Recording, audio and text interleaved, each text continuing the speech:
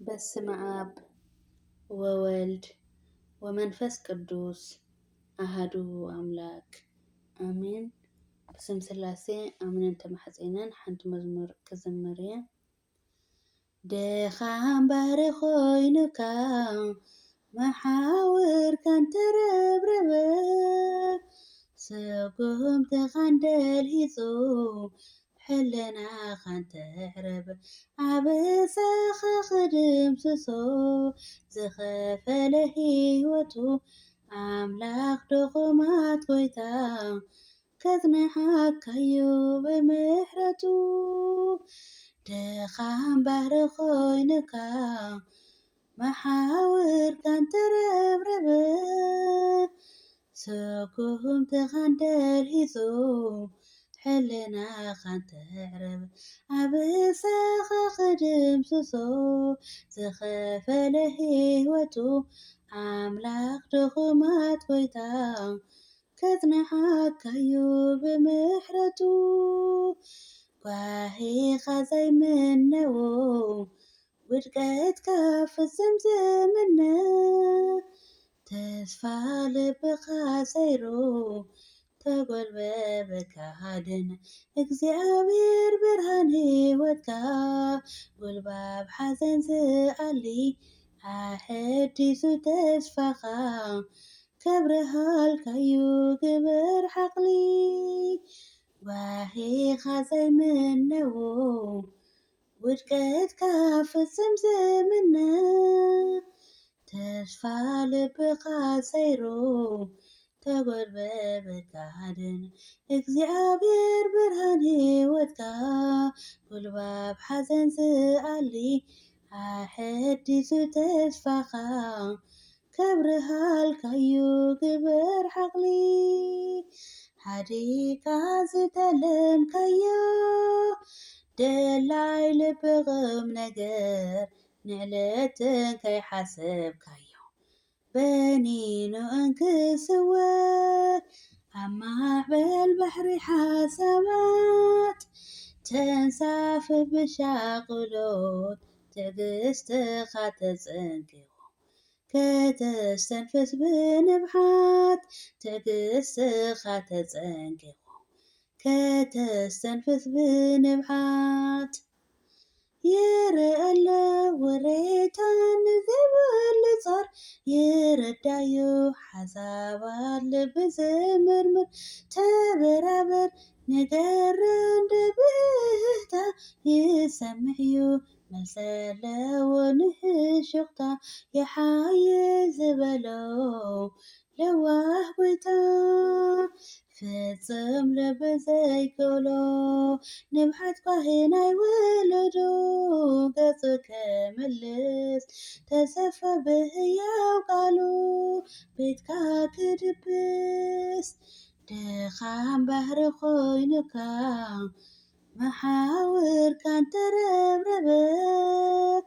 ስጉምትኻ እንደልሂፁ ሕልናኻ እንተዕረበ ዓበሳኻ ክድምስሶ ዝኸፈለ ህይወቱ አምላክ ድኹማት ጎይታ ከጽንሐካዩ ብምሕረቱ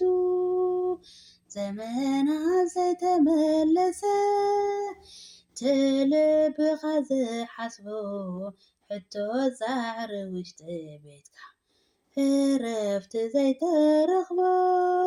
ትርግታ ልቢ ዝህውኽ ከባቢኻ ዘድምጾ ዓዳውካ ከተመሳቕል ሲኢንካ ርሕቕ ማዕጾ ዓዳውካ ከተመሳቕል ሲኢንካ ርሕቕ ማዕጾ ኣይትጃጁት ኣይረኺቡ ዝተከዘ ትንብዓታ ሰሌኻ እንዲ ዝወሓዘ ኣብ ጎንኻ ድንግል ኣላ ንረድኤት ርህራሄኣ ከበጽሐካ ብቕጽበት መመኪሒትካያ ንዘንቲ ዕለት ትሕጂ ዝመስለካ ኩትር ፃዕርኻ ዘይሓልፍ ሎሚ ክፀሮ ተቐነቶ ንጸሎታ ጽባሕ ክትሰግሮ ጓሂኻ ዘይምነዎ ውድቀትካ ፍጽም ዝምነ ተስፋ ልብኻ ሰይሮ ተጐልበበ ካድን እግዚኣብሔር ብርሃን ሕይወትካ ጐልባብ ሓዘን ዝኣሊ ኣሕዲሱ ተስፋኻ ከብርሃልካዩ ግበር ሓቕሊ ክርታዕ ተዘይተኻለ ከሳሲኻ ኣብ ሎሚ ታያለወ ብጊዜኡ ዘክረ ሕይወት ሓሚ ዘመርዕር ተጸላኢኻ ዘርዕት ተዘርኢቶ ምንም ሰብ ዝብል ዘይመስል ክስነፍ የብስሓቱ ምንም ሰብ ዝብል ዘይመስል ክስነፍ የብስሓቱ ዘይተሰብረ ድኻም ስጋ ክሳብ ዘሎ ገና ተሃለኽለኽታይ ክትብሎ ትሓክሰ ሕይወት ካብሲ ይመስደመም እርድኻሎ ጽኑዕ ከውሒ ንዘላለም ዘይታኸስ ጓሳ መድኃኔዓለም ንሳኻዮም ዘለዉ ከቢቦም ብጸጋ ሰራዊት ሰማይ ጽንዕቲ ወሓብ ቅድሚኦም ኣይትበል መይመይ ድኻም ባህሪ ኾይኑካ መሓውርካ እንተረብረበ ስጉምትኻ እንደልሂሶ ሕለናኻ እንተዕረበ ዓበሳኻ ኽድምስሶ ዝኸፈለ ሕይወቱ ኣምላኽ ድኹማት ጐይታ ከዝነሓካዮ ብምሕረቱ ጓሂኻ ዘይምነዎ ውድቀትካ ፍጽም ዝምነ ተስፋ ልብኻ ሰይሮ ተጐልበበ ካድን እግዚኣብሔር ብርሃን ሕይወትካ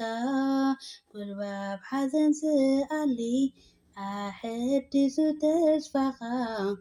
ከብርሃልካዩ ግበር ሓቕሊ ጓሂኻ ዘይምነዎ ውድቀትካ ፍጽም ዝምነ ተስፋ ልብኻ ሰይሮ ተጐልበበ ካድን እግዚኣብሔር ብርሃን ሕይወትካ ጐልባብ ሓዘን ዝኣሊ ኣሕዲሱ ተስፋኻ ከብርሃልካዩ ግበር ሓቕሊ ኣሜን ኣሜን ኣሜን። ስለ መዝሙሩ ናይ መዝሙሩ በዓል ቤት ልዑል እግዚአብሔር ኣምላኽና ስሙ ዝኸብርን ዝተመስገነን ይኹን ኣሜን። ኣብ ዘውደቅዎ ዘንጠፍዎ ብኣፈ ትጉሃን መላእክቲ ተኣረመለይ ወስብሐት ንእግዚአብሔር ልዑል ኣሜን።